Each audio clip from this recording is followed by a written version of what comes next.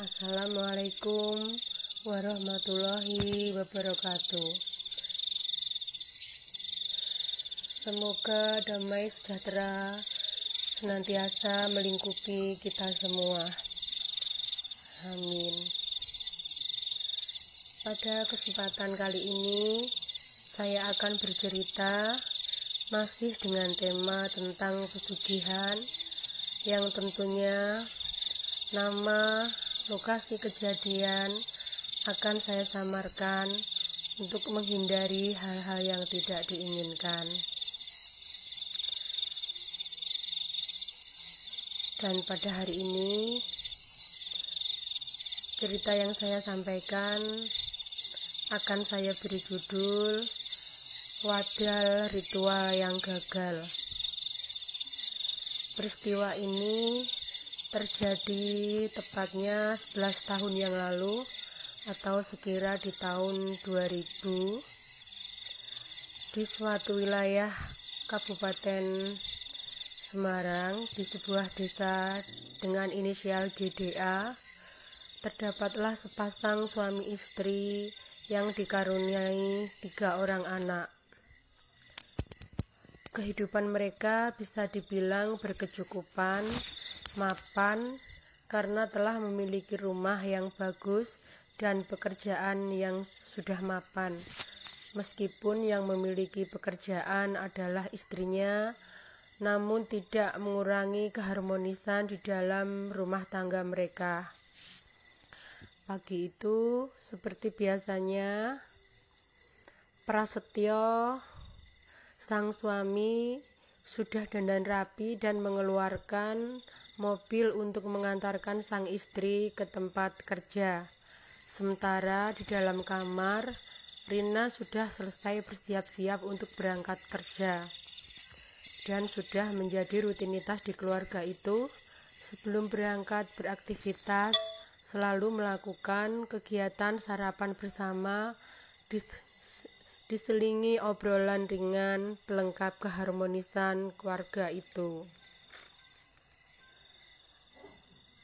Pasangan suami istri ini, yaitu Prasetyo dan Rina, memiliki 3 orang anak, yaitu Diva, Tika, dan Mila. Dan seperti biasanya sudah menjadi rutinitas bagi Prasetyo untuk mengantar istrinya bekerja, juga mengantar dan menjemput kembali anak-anak mereka ketika berangkat atau pulang sekolah. Setibanya Prasetyo pulang ke rumah dan menjalani pekerjaan rumahan, yaitu menjadi penjual dan pembeli elektronik second.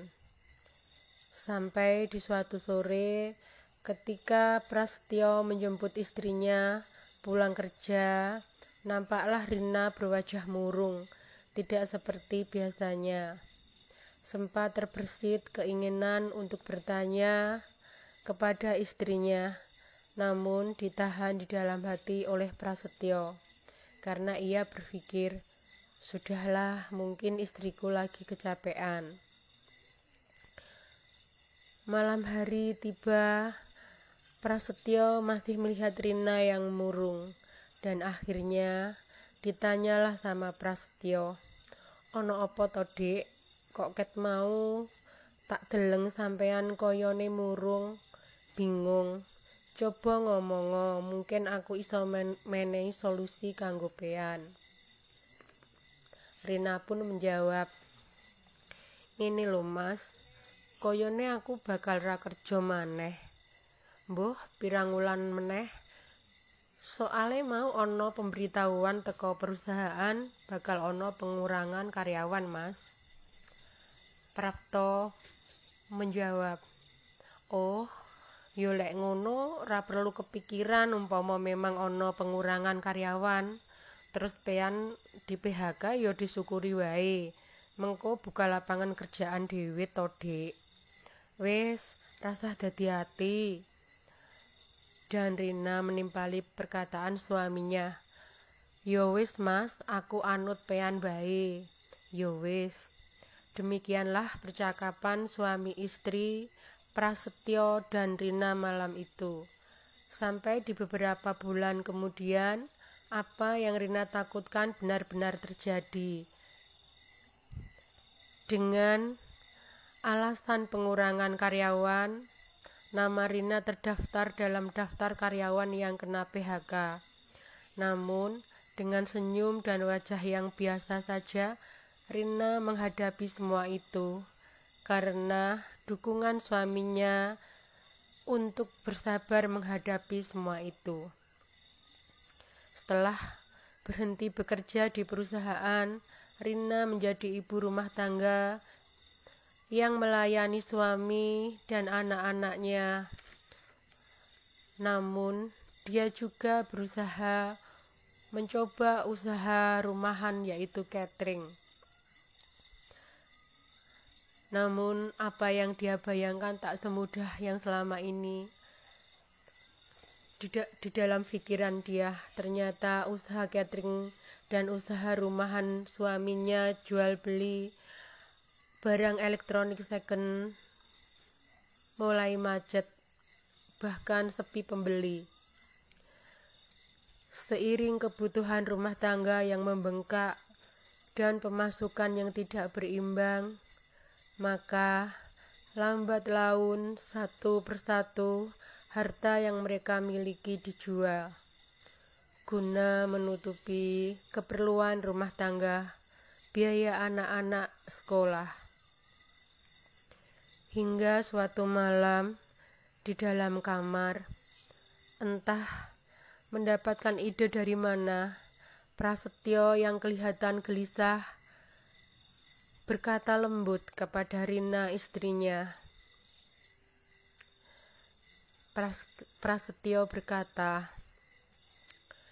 "Dek, aku arep ana usul utawa pendapat sekirone mengko ana kepener utawa ra kepenere ya aja nesu ya." Rina pun menjawab, "Ana apa Mas? Kok sajak serius?" "Dek, wis ping 3 iki aku curhat ning koncoku kono masalah perekonomian rumah tanggane dhewe lan deknen menehi solusi kanggo dhewe. Jere kon ritual ning panggonan angker sing deknen wis tau kasil kae." Rina pun menjawab, "Lho, kok deknen wis kasil to Mas? Njut kira-kira syarat-syarate ritual apa wae Mas? Ana syarat sing nganggo tumbal ora Mas?" Prapto menimpali pertanyaan istrinya. "Jelas wis kasil, Dek. Lah, mula kuwi aku njaluk pendapat lan persetujuanmu. Kabeh iki kanggo masa depane dhewe lan anak-anak lho, Dek. Tur ya ora nganggo tumbal kok, Dek. Lan uga wis akeh sing do kasil lho, Dek." Rina pun mengiyakan apa yang dikatakan suaminya. "Ya wis Mas, aku setuju yen ora nganggo tumbal." Begitulah percakapan sepasang suami istri yang sedang mencari solusi hidup. Sampailah akhirnya pada hari yang telah disepakati sepasang suami istri tersebut, yaitu Prasetyo dan Rina pergi menemui Pak Kuncen atau juru kunci di suatu tempat yaitu sendang angker yang berada di bawah naungan pohon beringin tua. Dan setelah bertemu, disampaikanlah apa yang menjadi tujuan mereka. Hingga diberilah penjelasan oleh Pak Kuncen di sendang angker tersebut, bila apapun ujian yang mereka hadapi dalam ritual nantinya, mereka harus kuat dan tidak boleh membatalkan perjanjian gaib. Karena tekad yang sudah kuat, maka Prasetyo dan Rina segera mengiyakan apapun yang dijelaskan oleh Pak Kuncen. tanpa memikirkan resikonya. Dengan semangat, mereka pulang ke rumah karena ritual selanjutnya akan dilakukan di rumah langsung sampai 40 hari. Sampailah mereka di rumah dan menyiapkan sebuah kamar kosong beserta almari baru. Adapun kamar yang berisi almari baru itu adalah tempat ritual bagi mereka. Di hari pertama ritual, godaan berupa suara-suara, geraman, tangisan, erangan masih bisa mereka tahan. Di hari ketiga, ritual bukan hanya suara, namun mulai ada penampakan yang mengerikan. Namun mereka pun masih tetap bertahan. Begitulah godaan demi godaan mereka lalui dengan kuat, walau kadang sempat pingsan dan kesurupan. Namun menjelang hari ketujuh, godaan yang mereka hadapi bukan hanya suara-suara, bukan hanya penampakan, bahkan mereka diberi penglihatan. Setelah mereka kaya, tiba-tiba mereka digiring di suatu ruangan yang di situ tak satu pun ada orang yang mereka kenali. Namun sesampainya di tengah-tengah ruangan itu, nampaklah oleh mereka anak bungsu mereka yang sedang dipangku oleh seorang nenek-nenek. Dan nenek itu mengatakan jika anak bungsu mereka atau yang bernama Mila akan diurus dan menjadi bagian dari mereka.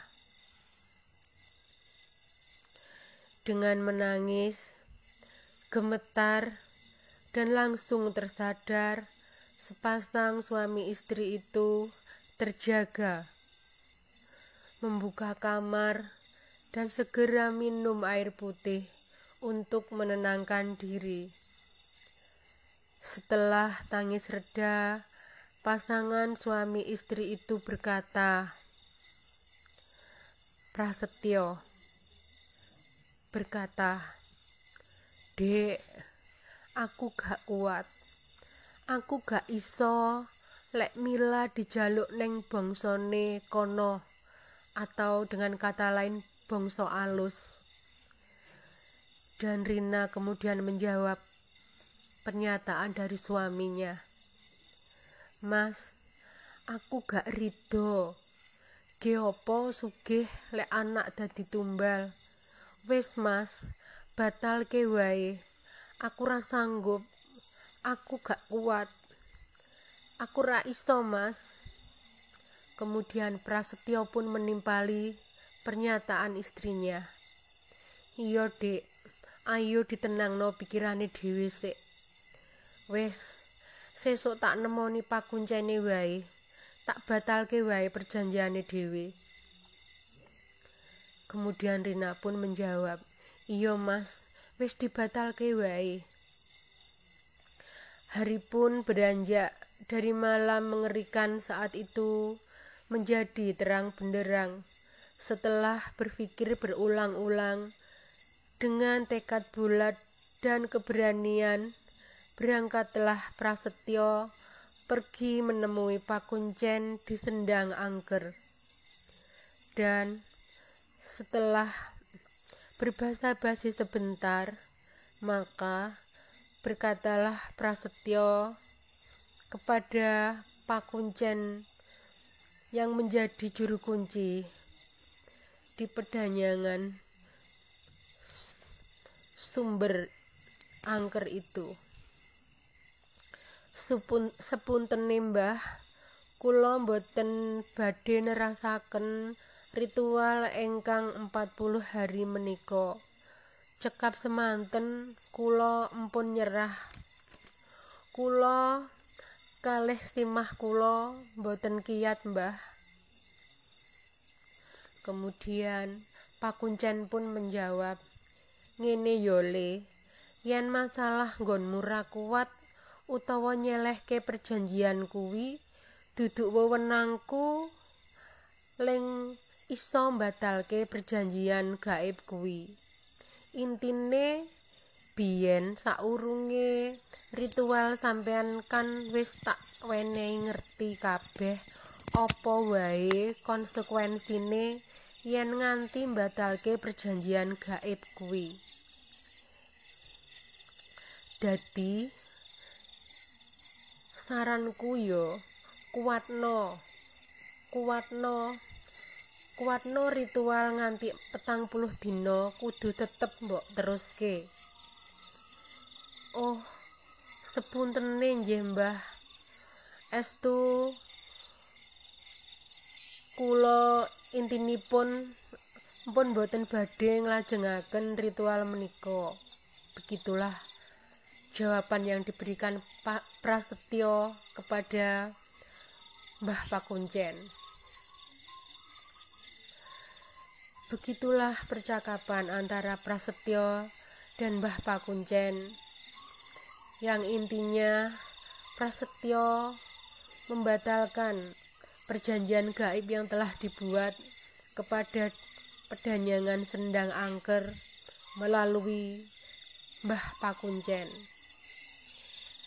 Sekembalinya dari rumah Pak Kuncen, baik Prasetyo dan Rina tak lagi melakukan ritual di rumahnya.